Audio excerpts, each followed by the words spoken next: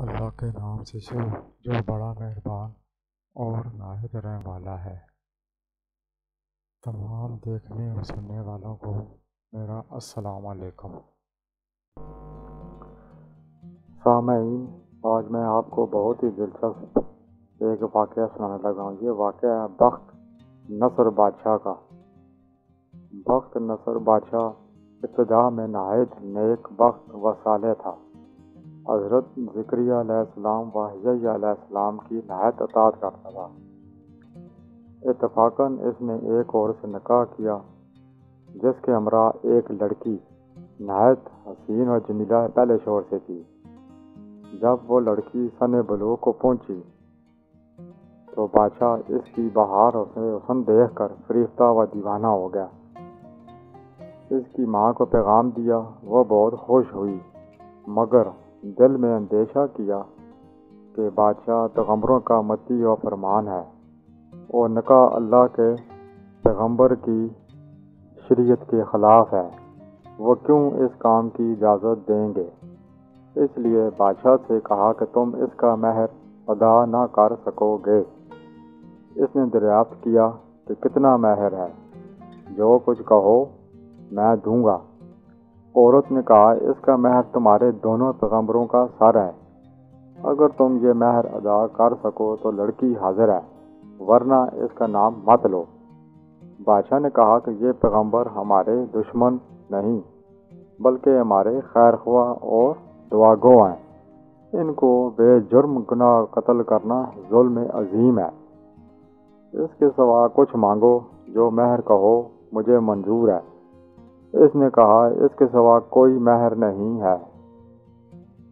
بادشاہ نے ہوائے نفسانی سے مغلوب ہو کر فوج کو حکم دیا کہ دونوں بے گناہوں کا سر کاٹ لاؤ۔ حکم کے موجب سپاہیوں نے جا کر اول حضرت یحییٰ علیہ السلام کو بیت المقدس میں قتل کیا اور حضرت زکریا علیہ السلام یہ حال دیکھ کر جنگل کی طرف بھاگ نکلے۔ فوج پیچھے ہوئی اور شیطان نے ان کی رہنمائی کی۔ جب سپاہیوں نے آ دبایا اور گھیر لیا تو حضرت زکریا علیہ السلام نے ایک درخت سے التجا کی کہ مجھ کو اس وقت پناہ دے دو۔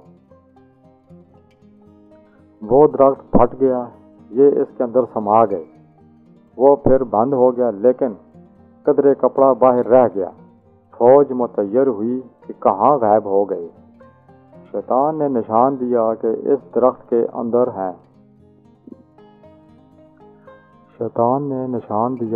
درخت کے اندر ہیں۔ اور یہ کپڑا ان کے موجود ہونے کی علامت ہے۔ پھر شیطان نے آرا کی ترکیب بتلائی، درخت چیرا گیا۔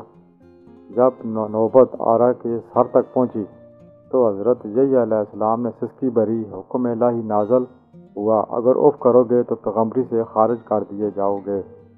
تم نے غیر سے کیوں پناہ مانگی؟ اگر ہم سے التجا کرتے تو کیا ہم پناہ نہیں دے سکتے تھے؟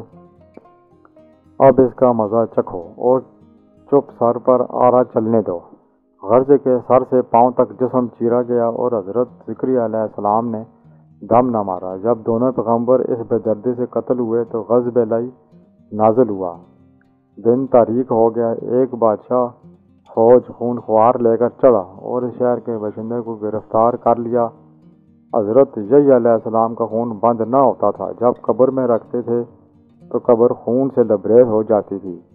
بادشاہ کے لشکر نے قسم کھائی کہ جب تک خون بند نہ ہوگا میں قتل سے باز نہ رہوں گا۔